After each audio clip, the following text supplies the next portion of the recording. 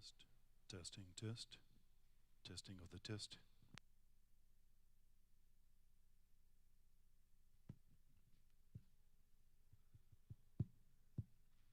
And the testing of the test. Testing, testing, testing, testing. Let's see over here. So thank you very much. Oh, so thank you very much.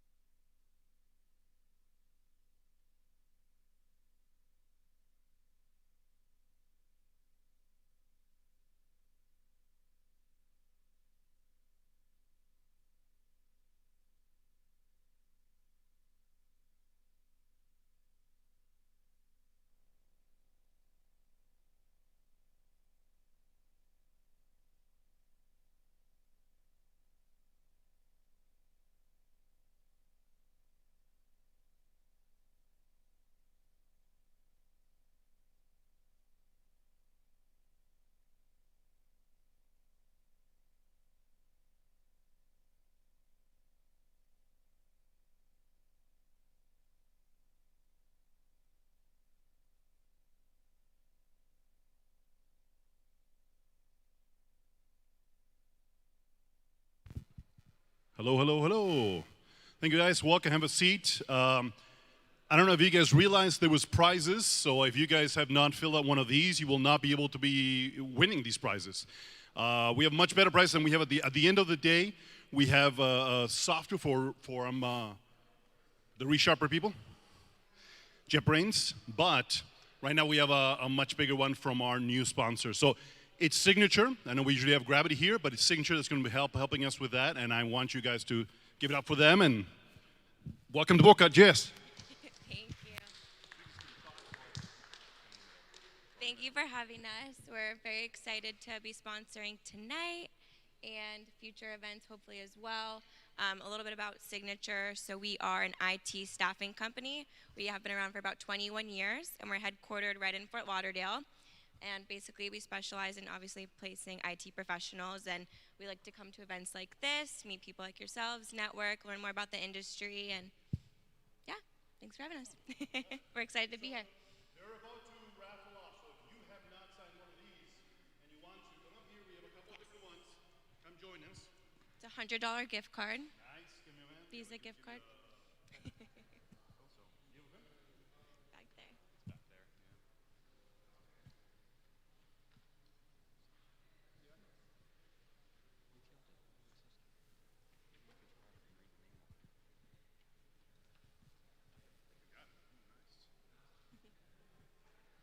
So who has not signed up and they want to sign up? So come on up. Who has signed up? Anybody signed up? Okay. Nobody else signed up, so that means I'm the only one who signed up. I get the gift. We'll just give it to you. Exactly. That's how it works. That's how it works and all that. So, okay, come on in. Put it in there. Shake it up. Shake it up. Yeah. One more entry. Lots of pressure.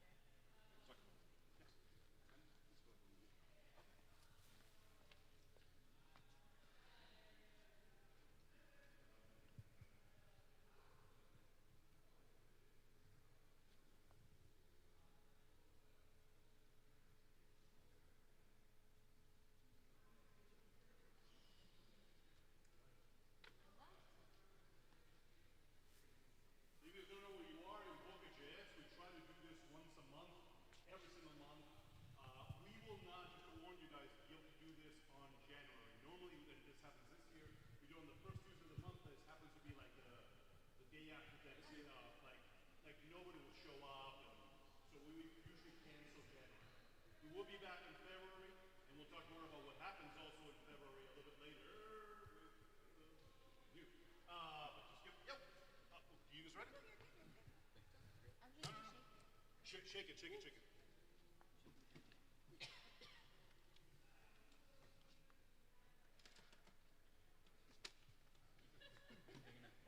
Nice. Oh, and it's locked. Very dramatic. Encrypted. Very dramatic. Suspense. All right.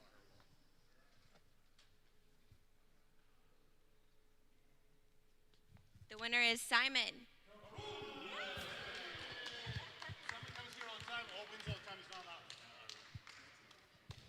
So we want to talk about an event that's happening in February. Talk about February. Thank you. Hello, I'm Scott Ketterinsik. I'm one of the organizers of the South Florida Software Development Conference. It used to be called Code Camp, and it's basically an all-day free session of free training for programmers and database developers. Last year we had about 1,400 people sign up, over 1,000 people showed up. We had over 70 speakers in 17 classrooms. So there's a lot of different topics. There'll be SQL Server, there'll be JavaScript, there'll be Kubernetes and serverless, AI, BI, virtual reality, artificial reality, all these different topics. A lot of .NET, .NET Core, you name it. If you're interested in speaking, sponsoring, or if you'd like to go, I've got cards here. I can give it to you, and you can sign up. Any questions? Thank you. Thank you, guys. And so one more thing. At the event, I will actually be presenting how to do this with JavaScript. This is a what's more geeky than a device that connects to Wi-Fi and gives you the Bitcoin price. what is more geeky. Go ahead, tell me what's more geeky. I don't think so. So I'll be one of the presenters there. There'll be several different ones doing different things. This is how to control your robots with JavaScript. Talking about JavaScript, one last thing. Tomorrow there's be IT Palooza. Anybody going to IT Palooza? All right. If you guys are interested, there is now a free workshop thanks to a different sponsor. They will be, they opened it up for everybody. So you guys, if you have an IT Palooza ticket, you have a free all-day workshop in JavaScript.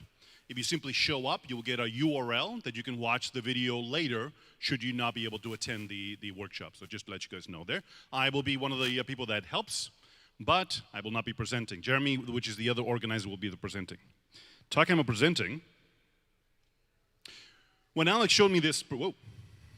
Oh, check out us on YouTube. You were actually live on YouTube. If you ever missed something, if you want to see it again, if you missed the shortcut the presenter showed you, you can always check what's going on in there. In fact, we are live right now. But you're not here for me, and you're not here to tell me and advertise my YouTube channel. You're here for Alex. And when he told me about this was a presentation, I was a little bit blown away. Anybody know what AS400 is? Yeah, one better than the AS399. I know what you mean. But I think that's what it works. No, it doesn't work that way? All right. So it looks like we have some fans. We're going to learn more about how to get it into the future. Alex. Thank you, guys.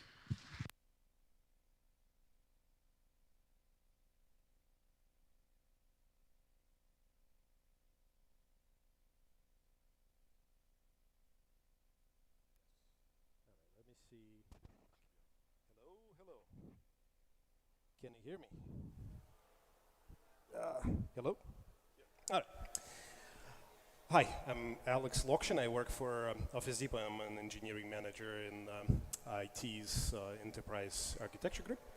And I will talk about how we are moving our legacy code and data into the digital age of today.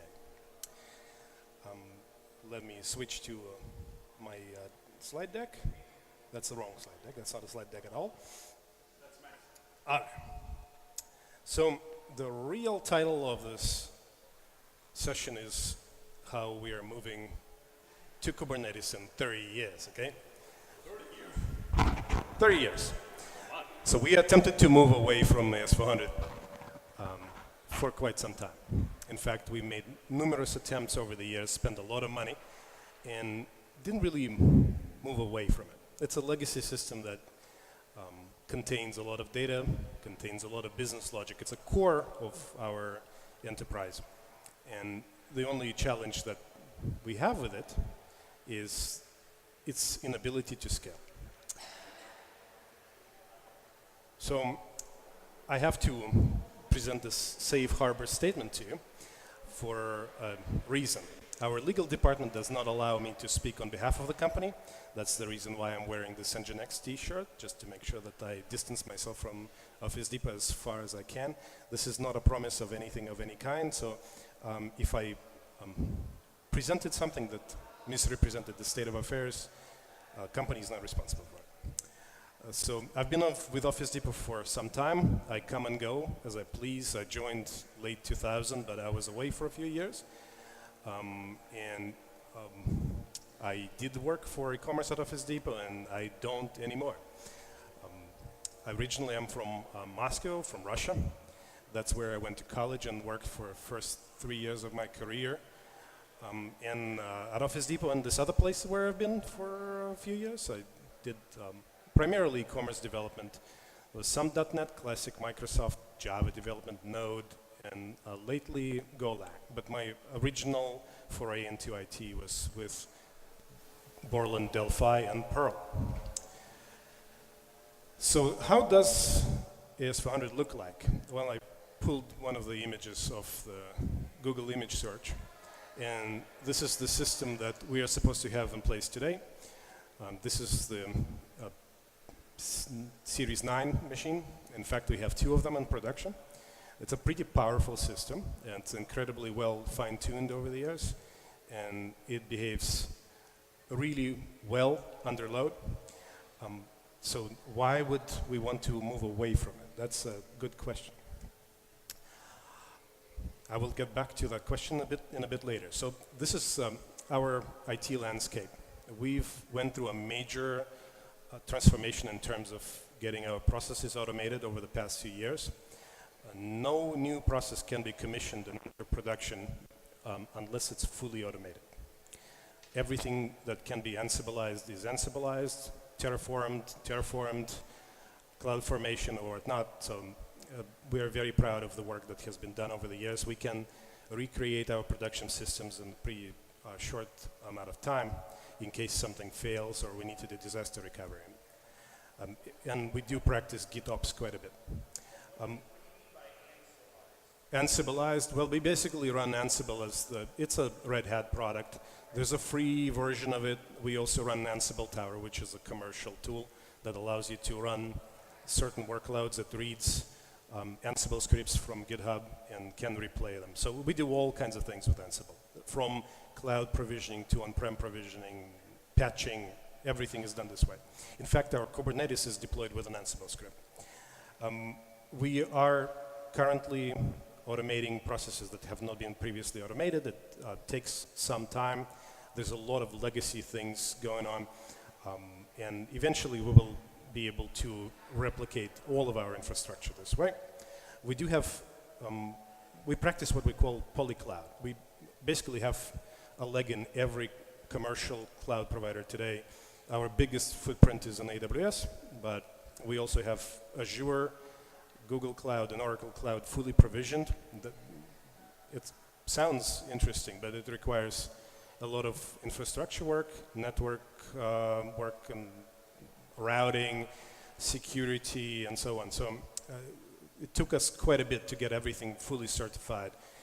I'll give you an idea. To get Google Cloud fully certified took anywhere between a year and a half. Tells you how slow a modern enterprise moves. Being polycloud gives us some unique bragging rights. So if you're going on an interview and tell a recruiter that you have experience with every CLI for every cloud provider, you score some major points, but it's largely useless because all of these cloud providers ultimately offer the same exact compute. As far as the on-prem goes, we're transforming ourselves from a self-hosted data center, which in fact the company does not own, into a digital private cloud that will be owned by the same service provider that manages our data center today. It has some unique qualities to it, like you can provision compute and networking the same way as you would do in a cloud, but and it does have a service catalog, so you can deploy Kubernetes, for example, from the service catalog, but they do overcharge us, and we're not going to use that. So this is where Kubernetes stands out of Office Depot. It's homegrown. We do not use any commercially managed Kubernetes. We don't use Redshift. We don't use Pivotal Cloud Foundry. We don't use GKE. We don't use AKS or EKS. It's all a cluster that is provisioned with a kube spray. It's a big Ansible script, which is in fact an open source project. We had to go through some interesting customization there. And I've listed out some specs on our production Kubernetes. We do have a lot of CPU cores, a lot of memory. And at this point, I can say that we reached a critical adoption point where there's no turning back. We do have hundreds of applications running in production, and all of these applications fulfill some kind of business needs. An interesting twist here is the original thought was that we will be able to put legacy applications into Kubernetes, but it turns out it's an unrealistic expectation. So all these hundreds of applications are net new. The question is, so what do we do with all these other things that we were supposed to decommission to free up resources and pay for Kubernetes? Well, nobody knows yet. But our digital footprint grows exponentially. We do have two separate CI/CD pipelines, one around Kubernetes, deploying into Kubernetes. It's largely based on application templates. We've built application templates. Office Depot historically is a Java shop, but so the first template was built around Java. We've added Node.js, Golang, and templates around Ansible itself. We do have a template for cron jobs in Kubernetes where you can periodically execute some kind of job. The effort stalled a bit. we have so far iterated through 3 or 4 different versions of the Golang template, and I will get back to it at some point. E-commerce uses a completely different workflow in Jenkins, and we use the commercial version of Jenkins cloud-based because it's a pain to support Jenkins in production. But in either case, we have 2 completely different paths to prod. And if you commit your code into GitHub, we will be able to deploy you in about 15 minutes to the actual production environment. There are some interesting side effects of that as well. So anyways, this is why AS400 is so great. And you probably would not expect me to talk about this, but I have to give a lot of credit to the AS400 guys. It's a powerful system, lots of CPUs, lots of RAM. We've upgraded our systems to the 9th generation, and this machine has a pretty sizable SSD as opposed to the last gen that was magnetic disk backed. That was a major problem for us. We do have another system on standby that is a failover for the primary AS400, which is not the case in the past. In case the original AS400 dies, we can switch you over to the new one in about 15 minutes. So why would we even want to entertain Kubernetes at this point? Well, and I'm going to get to this. So this is how AS400 outages affect us. Since it's a digital hub for the entire company where data resides, business processes and logic reside, once that system becomes unavailable, and it can become unavailable for 2 reasons. It could be a planned outage, planned maintenance, or an unplanned network event. We even had a CPU burning out on AS400 a few years ago in one of our international businesses, which we have since sold off. And getting a new CPU for these systems is a challenge. You have to reach out to the vendor and see if they do have one in stock near you, and that might be a pain. So our website is completely useless without AS400. There's pretty much nothing you can do on it. You can browse the catalog, search a little bit. It will show you some rudimentary pricing, but you cannot add anything to cart, and you cannot check out. This is a big sticky point. At some point, we had a few planned outages, and our leadership decided to fund an effort to go through some slight modernization effort. And that's what I'm going to talk about. But the last bullet point here is AS400 workloads are stateful, sorry, and that is a major obstacle on the path to scale. So this is how our digital architecture from the e-commerce standpoint look like today. Our main website is a monolith that has close to 2 million lines of Java code. We do have some digital artifacts attached to it so that it can spin up a React application out of itself. And at that point, this React application would want to interact with some systems below. Our monolithic website acts as an API gateway for all of the API calls. So if somebody wants to abuse these endpoints, the main site struggles quite a bit. It's a cluster of 13 nodes with a session affinity. So if you land on one of the machines, you will basically be bound to that machine until the machine dies or gets cycled. So if you have a crawler that wants to crawl us and it maintains a sticky session, that machine that it's attached to will suffer. Below the main monolith, we have the IBM AS 400 as well as the on-prem Kubernetes. We do have another Kubernetes in the cloud in AWS, and services are roughly distributed with the vast majority of them on AWS. We also have some legacy standalone services that are deployed on Tomcat, that basically what I call a dark Tomcat. There's no telemetry coming out of that system. Nobody knows how to get the logs. It's a pretty interesting tar pit there. We are going to get rid of it at some point, and they will get migrated out of Kubernetes. But this is how our desired architecture looks like. This is, and I will cover how far away are we from it. So React frontend stays the same. Monolithic website most likely will disappear over time. Its role is very, very limited at this point. We still have the S400, we still have the on-prem Kubernetes that talks to a Couchbase on-prem. Standalone services so far have not moved yet, but we built an API gateway that points to the AWS Kubernetes, and we replicated the data onto a Couchbase in AWS. This Couchbase instance it's a NoSQL database that supports a dialect of SQL called NiQL, and we moved the data from S400 to that instance. Only some of the data has been moved. Largely, it's account data. We do have another replication process related to pricing that goes into the on-prem Couchbase, and I will cover the decision points there as well. So in case we will take out the bottom part of the system altogether, anything below the www monolith, we will be able to support some basic operations on the site, like pricing, add to cart, full search, sort by price, checkout as a guest, checkout as a customer. We have replicated the business logic that pretty much powers the most critical functions of the site. So it's a two-prong effort. We want to be able to support the customer sessions during a planned or unplanned AS400 maintenance window, as well as we want to get rid of the AS400 as an entity, which is a very lengthy process. And again, I've mentioned that we've attempted to do this many times, and all of our attempts were unsuccessful.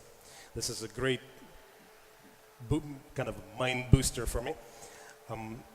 We have another challenge there, that legacy system is difficult to access. It relies on a pair of data queues to communicate to the rest of the world. And if you do want to be able to connect to these queues, you pretty much are bound to a Java process, as there is no driver that we can use for our proprietary messaging outside of Java. Now, this is kind of a landscape of the project that we worked on.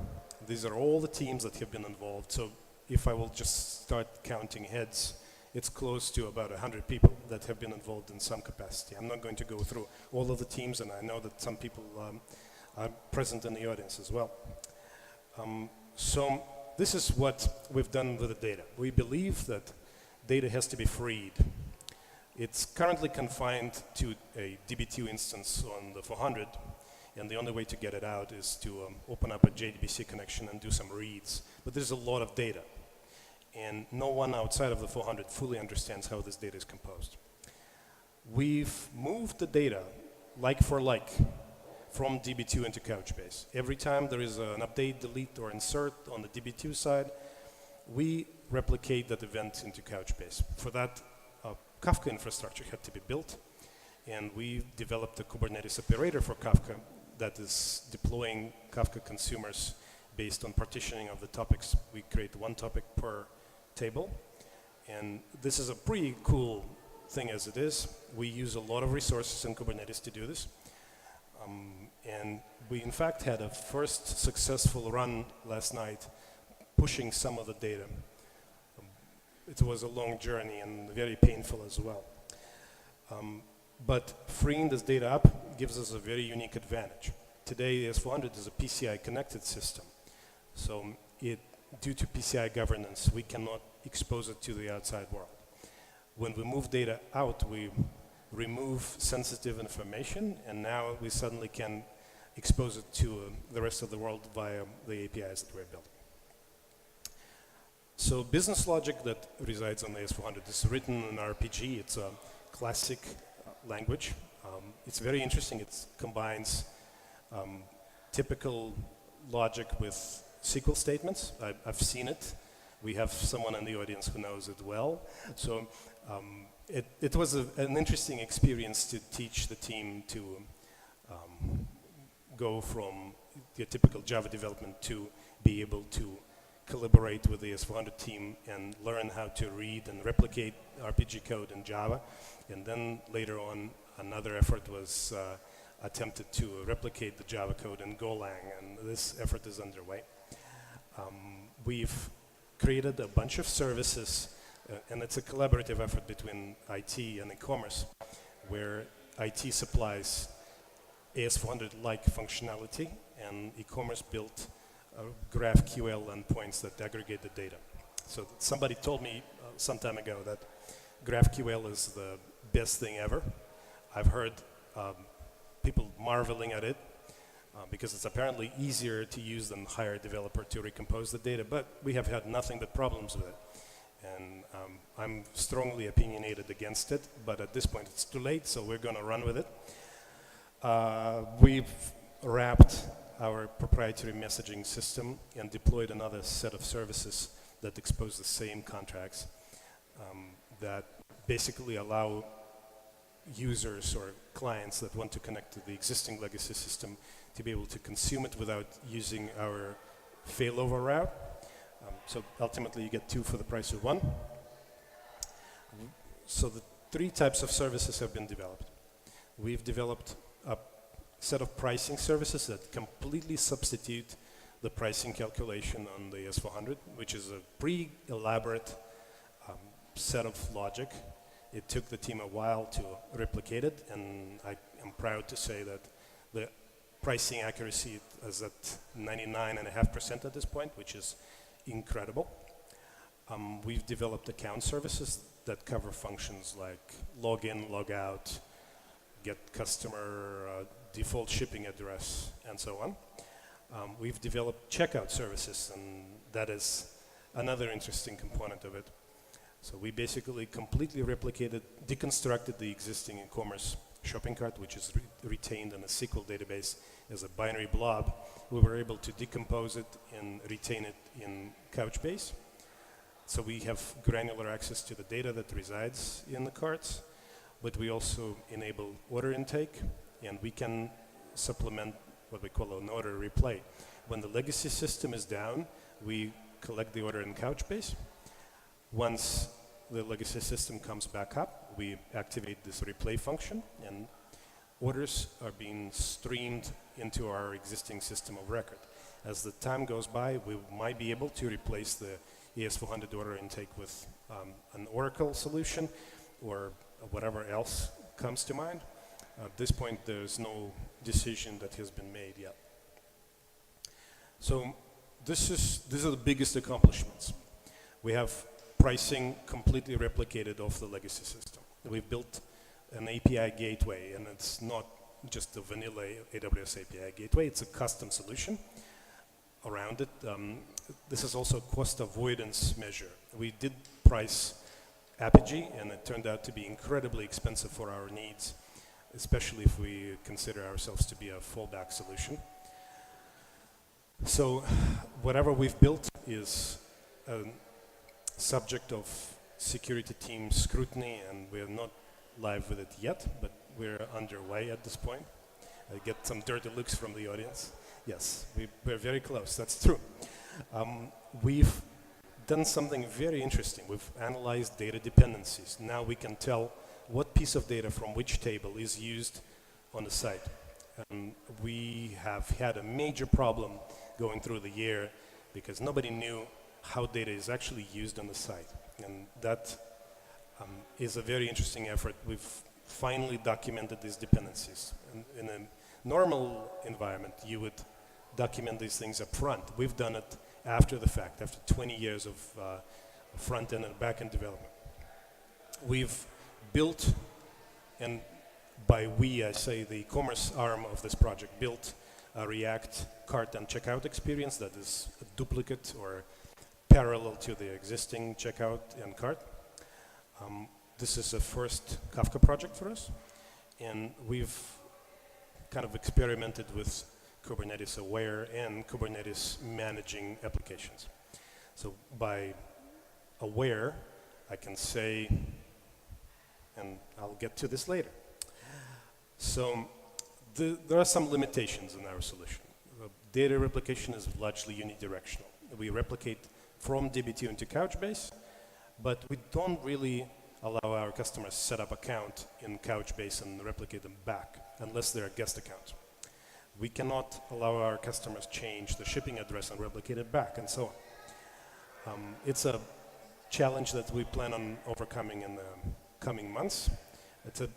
But it's a big challenge. Only a small percentage of the functionality has been replicated, enough to be able to support basic shopping experience and checkout. This analysis alone took a couple of months, and only consumer side is supported.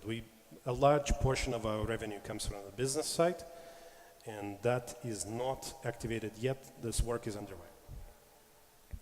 So we have discovered an interesting paradigm.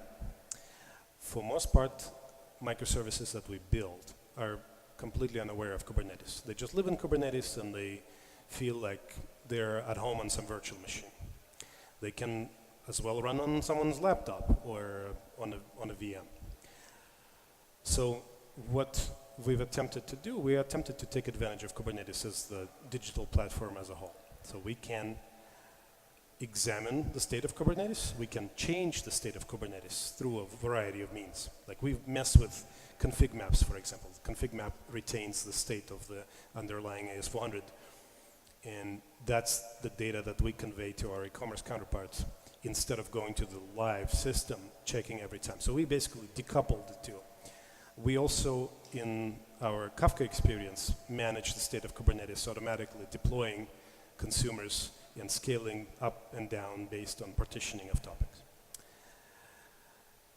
So this is the part where I sort of already covered this, but our data replication team built pretty much a custom Kafka consumer operator for this project, and they have built an interesting front end for it as well. So how does this whole system work? We have a process that runs on Kubernetes that periodically checks the state of AS400 and stores the state in a Kubernetes config map. We do have multiple pairs of data queues that we use to connect to AS400. In fact, we have 26 pairs in production today. 13 pairs are live, 13 pairs are dormant, and we have to keep track of the state of each pair. We've basically built a service that reads the state of this config map and exposes this to the e-commerce website. And where the e-commerce website used to make a direct call to the legacy underlying system, now they make a call to us, and that's how they learn that the system is, whether it's up or down. An interesting side effect here is we've perceived that the AS400 is always up, but we do have network hiccups throughout the day. We can go up and down as many times as 2,000 to 3,000 times a day. So the project that we're working on will have an interesting impact on our overall digital experience. So what are we going to do in the future? We need to finish up lifting our digital experience of the legacy system. That largely is untouched. We only covered the consumer side, but we do have a big contract side. We do have some store operations and other systems like B2B gateways that talk to the AS400. All of these systems will eventually talk to the microservices that we've built. We keep moving data from DB2 into Couchbase based on our incremental needs. We don't move everything at once because there's a lot of data. So far we move, our data footprint is in the vicinity of several terabytes. It's not a whole lot, but our network is congested, so we have to be very mindful of how we push the data out. The new system is very easy to connect to because it's basically a bunch of RESTful endpoints, or what we call RESTful. In fact, it's a bastardized REST. Every call is a post, and the payload that they have to pass is very interesting. It resembles the old legacy payload. Our legacy system relies on a byte buffer protocol that has no field names in the payload, so you know exactly the offset of each field, and you know the length of the field. That's the only way for you to figure out what kind of data you pass. We obviously pass JSON back and forth, so we had to include the field names and the payloads as well. So we ultimately grew the payload sizes by about a factor of 50%. So we're incredibly more verbose than the old system was. And we are going at it from a different angle as well, where we ask our AS400 team to start invoking some of the business functions that live in Kubernetes. This way we will have a more consistent experience, like tax calculation, for example. So when the legacy system is not around, we still want to be able to calculate the tax for the customer in a predictable fashion. So this is our tech stack, and obviously I realize that this is a JavaScript meetup. We do have a pretty sizable array of JavaScript applications as well, but my job functions do not include any interaction with them. We are on JDK 11. The rest of the company is on a mixture of 8 and 7. 7 is no longer supported, 8 is no longer supported, and even 11 is legacy at this point. And for the record, I hate Java, and I want it to disappear completely. So, and I've been a Java developer for 15 years. So we're slowly migrating away from Java into Golang, and we believe that that's the future for us.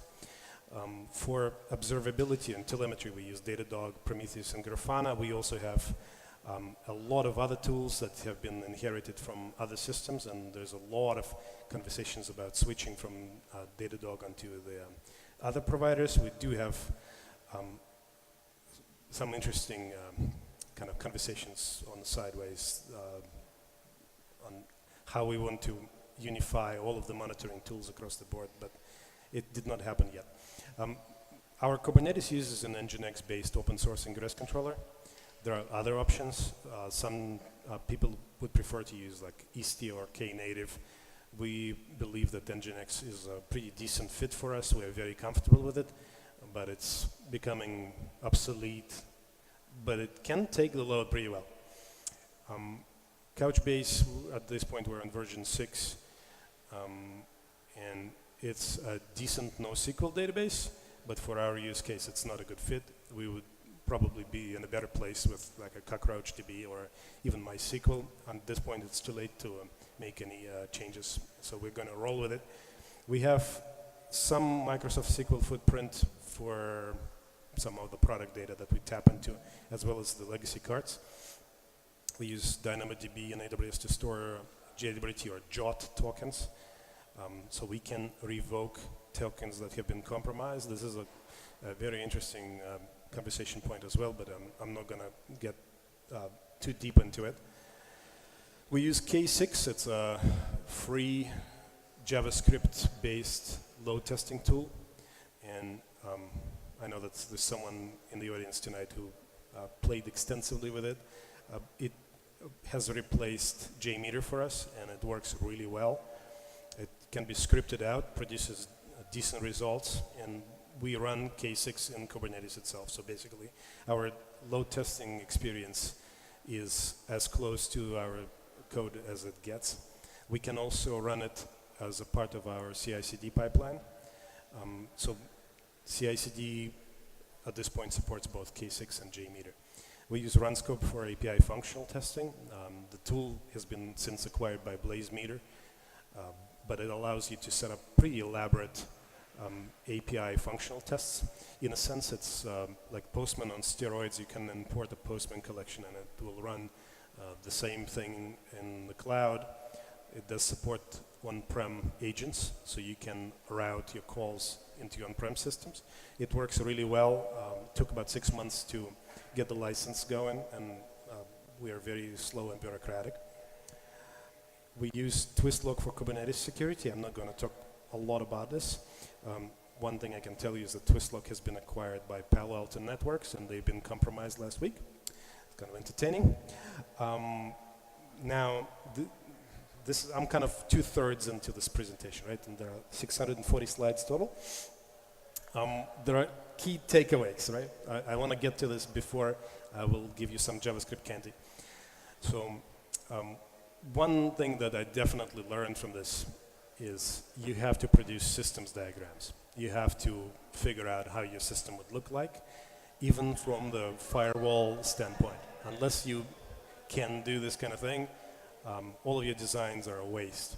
Every time we submit a firewall request, and oftentimes we have 7, 8 lines on a firewall request, we've got to figure out how to visualize this. The best way to do it is to draw vertical, horizontal lines that represent firewalls and count the times when your network connectivity lines cross the firewalls. Then you document it, submit the firewall change request to the firewall team. They find a mistake, they send it back to you, they question every decision. They don't want you to open up port 22 and stuff like that. So in some cases we had to go to great lengths to submit these requests. One of our firewall requests had 22 revisions, and that was a really, really painful experience for everybody. So at any turn, you have to be expecting that you will have to re-architect everything you've done. We had to migrate all of our code from on-prem into AWS, primarily because we don't have enough hardware capacity to support Couchbase on-prem. And Couchbase is incredibly sensitive from the client standpoint. If your client is too far away from it, it behaves really poorly. We have to make sure that we make friends with the security team. Office Depot is a bureaucracy. And if you don't make friends with these guys, they would not approve your firewall requests, or they will drag you through dirt and you will never be able to accomplish anything. We've been on this API gateway journey with them for over a year, and we're not entirely there, at least not in production. That's a big thing. We should have been pushing harder. Another thing is that you have to constantly repeat your design decisions to every team member. I constantly hear from people that are cursory involved with us that we're not doing this, we're not doing that, or we're doing something wrong, and it does not reflect any reality at all. This is just basically hearsay and lies, and you have to repeat and redraw and convince and so on. So this is a never-ending journey. Without telemetry, without eyes on the ground, you cannot go live. You have to know how many 500s your services produce, what are the call rates, what kind of exceptions you get. So you need the ability to get the logs out, you need to be able to see the live metrics. If you have the money, you can pay for an APM solution, so you can look at the stack traces and how long each method took to execute and so on. So for us, it's another journey. It's a very painful as well. So final discovery is if you don't have an application template, you will never be successful. Developers love to copy-paste, but they copy-paste from the absolute worst instance of the code that they should use. So we maintain, and we deliberately chose to do it this way, we maintain application templates. So in case we need to make a change, we found a bug, we changed the application template. If you want to create a new service, you have to go through a service generator that uses the template. It checks it out of GitHub, recreates. Basically, scaffolding is incredibly important. Now, one last bit. If you believe that you can easily move your legacy processes into Kubernetes, after the first couple, you will learn that it takes a lot longer than originally anticipated. All the new stuff, especially if it's templated, is a piece of cake. All the legacy code is just refusing to move. Some of the teams have been on a journey to figure out how to fit their processes into a container that runs with 8 gigs of RAM, and they have a really hard time. So that you really want to build small, nimble. That's where Golang really comes handy. Now, the promised JavaScript piece. So GoDaddy has developed a very nice Kubernetes client, and you can install it and connect to Kubernetes from your machine. I'll give you a couple of examples, but I'm not going to go into the great detail. So installing Kubernetes client and enumerating, well, this is just the piece that discovers whether you're running in cluster or out of cluster. Depending on where you run, if you're in cluster, you get the security token from the Kubernetes pod where you're running. If you're running out of cluster, you need a config file. That's how we create the client. There are actually 2 different kinds of client. There's a core client and there's an extension client. The core client allows me to enumerate the namespaces in Kubernetes. And a combination of a core client and the extension client allows me to enumerate deployments per each namespace. So as you've probably heard, Kubernetes is incredibly prescriptive. Every artifact can be retrieved as a YAML or a JSON file. So that is definitely making our lives considerably easier. You can back the state of Kubernetes and restore it on a new cluster with relative ease. You will need to kind of remove some of the data that Kubernetes inserts into it. This is what Kubernetes is good for, and I would say great for. It loves small containers that can start very quickly, use very little memory, little CPU. It does not like legacy Java that is not aware of Docker at all. Like if you're running on an old version of Java or JDK 8, Java is unaware of Docker boundaries. It will consume all of the memory available on the system. This is like a major problem. So you have to pass all kinds of flags into the JDK that says, you got to observe the limitations that they have. You can manipulate traffic easily. You can do all kinds of canaries, dark canaries. You can split the traffic 10 to 20 and so on, 10 to 90. You can script deployments. You can manage secrets, and it will store them at rest in an encrypted form, or you can tie it into some kind of secret provider. And you can use the true DevOps methodology. So what we do practice, and I claim that it is true DevOps, but others might say it's not. Developers are fully responsible for all of the infrastructure, all of the code, and all of the application behavior from development to production. So if you do have something that goes live, you are supposed to look at the logs, look at the telemetry data, and troubleshoot your own applications. In a traditional model, you build something, you claim it works in your machine, you give it to this other guy. This other guy has no idea how to code, and he goes, well, it failed. Now you troubleshoot it, but I'm not going to give you access to your production system. So you have to go through me. For us, not a problem. We can get into all of our systems ourselves. It creates some challenges with security, but we manage it okay-ish. This is what Kubernetes is really bad for. It's not good with stateful workloads. If you will deploy Elasticsearch into Kubernetes, you will have issues with some of the nodes. And if the cluster is unhealthy, the nodes cannot rejoin it. Stateful workloads are really bad. Session affinity you should stay away from. We don't want to deploy distributed systems into Kubernetes. So like Elasticsearch clusters itself. You don't want to deploy a cluster of something into a Kubernetes cluster. It creates a lot of network overhead. You will be forced to use an operator. We have a couch-based operator, in fact, and that thing is a source of nightmares. You don't want to do anything related to shared state. Shared state does not exist in a distributed system. You can deploy Redis into Kubernetes, and it will cluster itself. And then when you make a call to get the data, it actually has to get out of the machine where your application runs and go elsewhere, get it from there, and it's pretty slow. And it will also congest network operations for everybody else. And since it's a multi-tenant environment, some slow-running application will affect a lot of neighbors. Like we have had issues with applications that error out a lot. They produce a lot of output into the standard out, and that overwhelms Docker because it has to constantly rotate logs. And nobody knows how to troubleshoot this or how to figure out what exactly is failing because everything seems to be running. So you have to find a bad neighbor. So another anti-pattern there is a container that starts in 3 minutes. You don't want to start in 3 minutes. You want to start in 2 seconds. And all of the health checks that we have developed are a blessing and a curse. In some cases, your application just stops responding on 8080 and you wonder what happened. So developers routinely increase the duration of the initial health check, and at some point you have something that takes 5 minutes to start.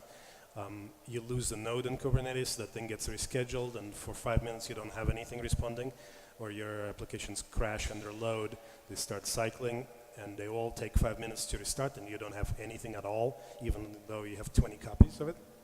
That's a bad one. So you got to start quick. You got to run with little memory. You don't want to tolerate applications that want to get outside of their Docker containers. If they don't respect Docker, they don't belong in Kubernetes. And the final nail in this coffin is you don't want to build Kubernetes on-prem. Kubernetes is an elastic system by nature, and on-prem is never elastic. You bought 5 servers, you quickly overwhelmed this thing, and you cannot add servers quick enough. You will have a lot of issues. So these are the awkward things in Kubernetes. We have a concept of double load balancing. So Kubernetes is fronted by an F5 load balancer, 5 acquired Nginx, by the way. And once the calls come into Kubernetes, they are streamed to individual nodes. Traffic internally is routed to the ingress controller, which resides only on some nodes, but not on all nodes. And the ingress controller, which is Nginx, it's a reverse proxy that routes calls out to the actual applications. So basically that creates a lot of network overhead. The moment you hit 60% resource utilization, your cluster will die. You, in some cases, have no operational stability on some of the Kubernetes components. They're constantly iterating through version 0.2 and 0.21, 0.22, and you will never see 1.0 or GA in your lifetime. And if you go to the major cloud providers, you get the Kubernetes control plane for free. Google Cloud will allow you to run a Kubernetes cluster with no worker nodes. And you don't have to pay for the control plane. So my little pet project is a Kubernetes entropy tool that allows you to randomly delete stuff, measure the impact on the system. This is my Twitter handle, and I'm open to a brief Q&A. Let's do that. Sounds good. There we go.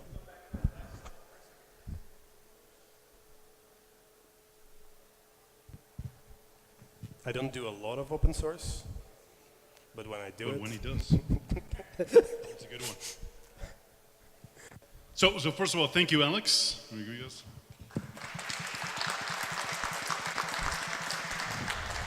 This is our chance. If you guys have any questions, we'll have a raffle at the very end. But please don't let that stop you. What do you guys? If there's any questions? I don't have any gift cards. Oh. Please go ahead. Earlier, you were talking about how you have basically all the cloud platforms in your system. Did you explain at any point why? Oh, we'll love this thing. So our original cloud workloads were all deployed into AWS. We've been dabbling into AWS since the very early days of AWS. In fact, there's someone in the audience who had been to the Amazon's headquarters with me years ago when we've explored this thing. But after we've deployed our workloads into AWS, we realized that we would want to maintain Active Directory in the cloud as well. And where would we go? Ooh, Azure. And we also have some business units that used Google Clouds for years, but it was not certified. It's basically someone within the company running a little startup with no governance, no security controls. So we've adopted them as well. And then we moved some of our business processes into the Oracle Cloud, which is a very interesting entity as it is, because it's not like any other cloud. So we had to adopt them. We technically can deploy Kubernetes onto each one of them.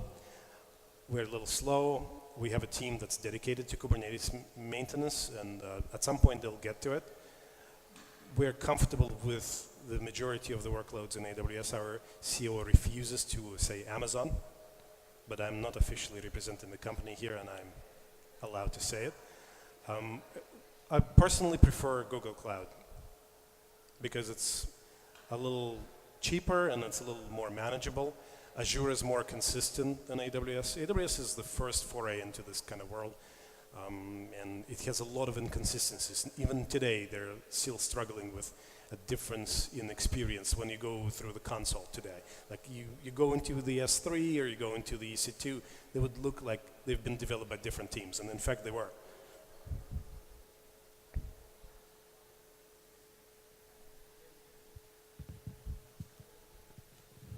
So when you guys moved from the legacy code into the Kubernetes, I assume you were building microservices. Yes, absolutely. So what kind of microservices architectures did you actually apply as part of that migration So process? the very first effort that we've done, we've developed a template for Spring Boot applications.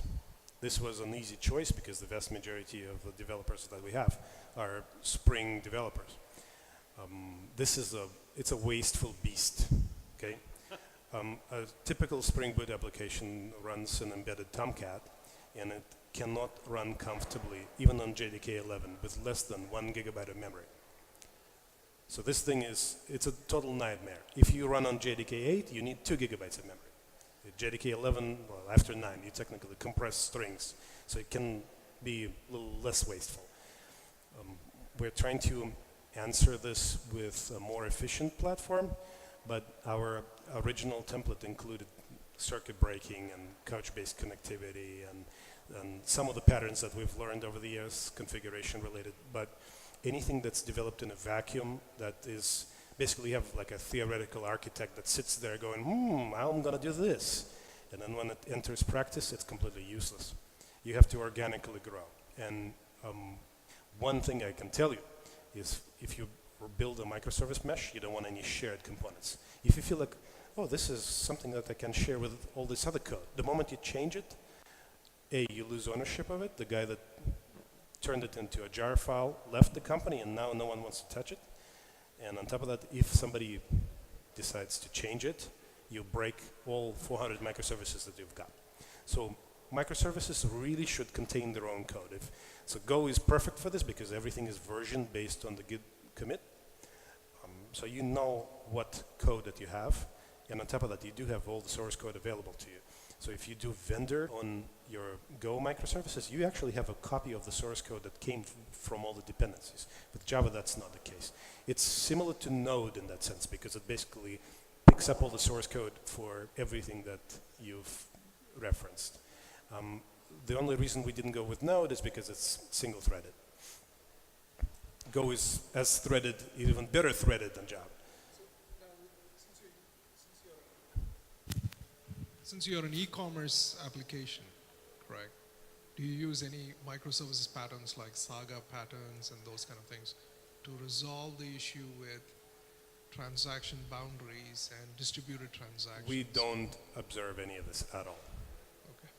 So this is, that's an interesting topic. So we've been struggling with transactions for many years.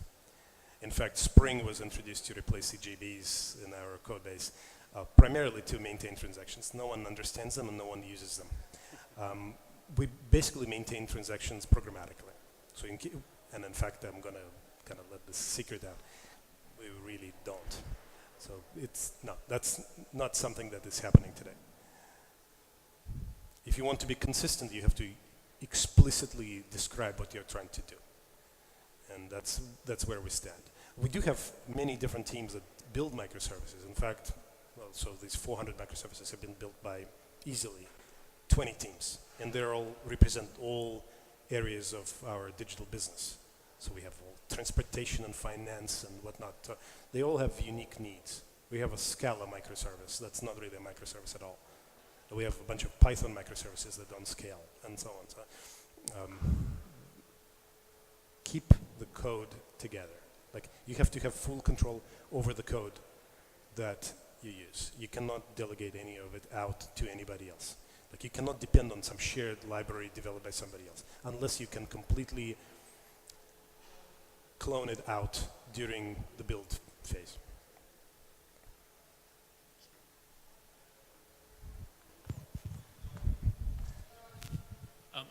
You mentioned you support multiple pipelines within Jenkins. Yeah. Are you using any special plugins to help enable that? Or are you just building everything generically within the pipeline syntax? There are a couple of motifs here. So we use CloudBees, that is basically a master of Jenkins. It's centralized Jenkins that can deploy other Jenkins. So every major team that we have has their own Jenkins, but it's managed. It's through a central console. Within our Jenkins, we have a GitHub org plugin tied to the folder plugin. So we can create per team or per cloud deployment aggregations. It doesn't really work well. But again, I'm not a Java fan, at least not anymore, and I'm not a Jenkins fan either. This thing is a freaking beast, I'm sorry. And it runs on Kubernetes with us too. So our CloudBees runs on Kubernetes. And when it fails and it attempts to reattach itself to its volume and it cannot for a few minutes, and then it can create an empty volume in a different availability zone for you, and you lose all the jobs that you have, and then you have to manually delete it and reattach it back, and it's a disaster. So, but anyways, I digress. Well, you have a big smile over here, so I think you have an agreement. Is that?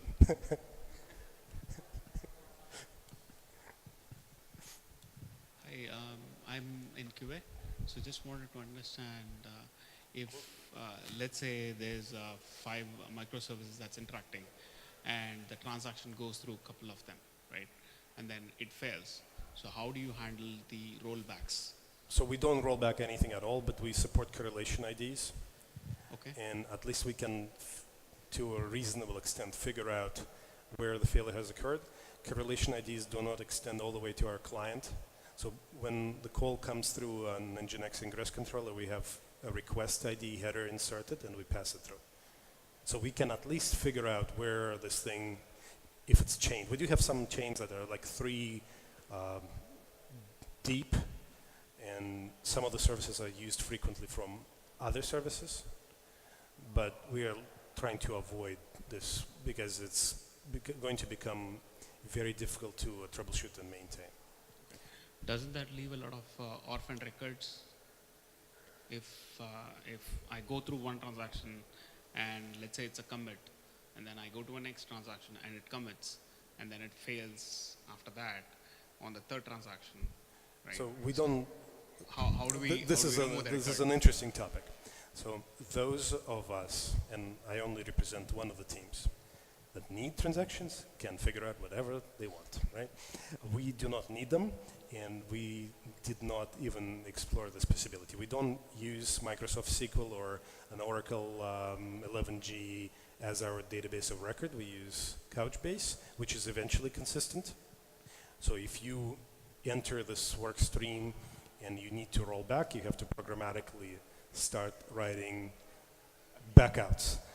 And for years, if you look through the history of Office Depot, everything is like, if the order submission failed, delete this temp address that you've just created, or purge the account that was partially created, and so on. So we're not very heavy on transactions.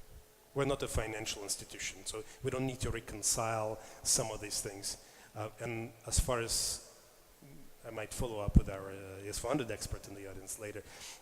As far as the DB2 on AS400 goes, I'm pretty sure there is transaction support and use in there, and I get a no.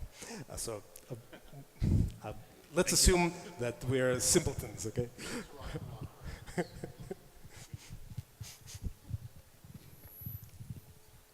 Yeah, on the back end, we don't typically support rollback. We just do record locking and that's it. So. Lesson learned here, so you have to create an index. Every time if you see some slow database reads, you don't have an index. And if you see it in production, it's too late. So you got to do it beforehand. All right, any more questions? All right, let's give away some software. Thank you, Alex. Thank you, everybody. Can you go to a particular website? Just open up the door. Nice. That's the wrong one. All right. There you go.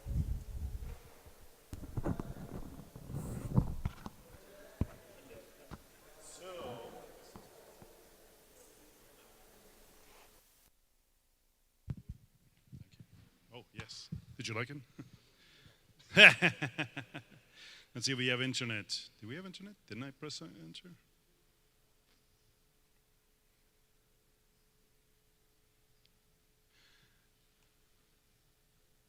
Oh, I got to press enter. Oh, got it. So if you guys want to join me out of your phone or laptops, go ahead and go to win, when that thing comes up there. It's very, very tiny. Let me see if I can make it a little bigger.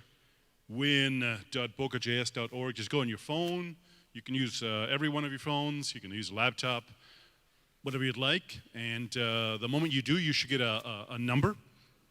We will go. It should show up there at the screen to equal the one that you have on there. What? The Wi-Fi? Yeah, the Wi-Fi. So, okay, that's good. So there should be Wi-Fi. You are in Sendine Spaces, but look for something that begins with spaces. Anything that begins with spaces. It'll be free to log in. When you log in, you'll get a web page where you have a username and password. When you do get to that username and password, have we gotten there? The username is co-working, as in that location over there is a co-working space, co-working. And the password is cowork0601. Cowork0601. Okay? And you'll get your tickets up there. So that reminds me, of course, we have a sponsor. We're here in Sendine Spaces. Spaces is this whole first area, not including the restaurant in the back. I used to work here when I worked out of Universal Studios. I didn't give away the tickets. I made their websites and worked out of here. Amazing space. If you do work from home and you find yourself getting a little distracted, get bothering by the kids, come running around and making a little noise, or being bored by the fact that you're all alone, try the co-working space. It is incredibly cheap. Like, you will not believe what cheap it is. In fact, it is free for the first week to just give it a try. So go and talk to Samantha there. Or just, come on over any time of the day and you'll be fine. So does everybody see their tickets up there? Did everybody get a ticket on their phone? Wonderful. Okay, everybody got a ticket on their whatever device they have on there.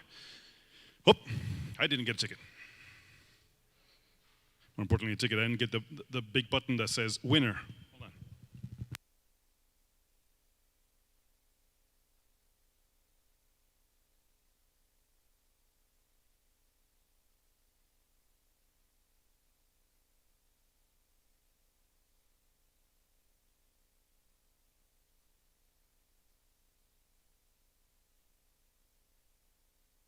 Nothing, right? I had a couple of people that had that. All right, you're going to look at your phone. Magic's going to happen. Whoever had the 25, just one. Who has the 25? Nice. Did it make a noise? Oh, nobody turns on their volume. Oh my God, you know how long it took me to create that? Thank you, guys. So you have a free software from the ReSharper people. Storm, just coming over. I'll send you an email. And guys, we won't see you next month because that's January. We'll see you in February. Have a great time. Bye, guys. Thank you.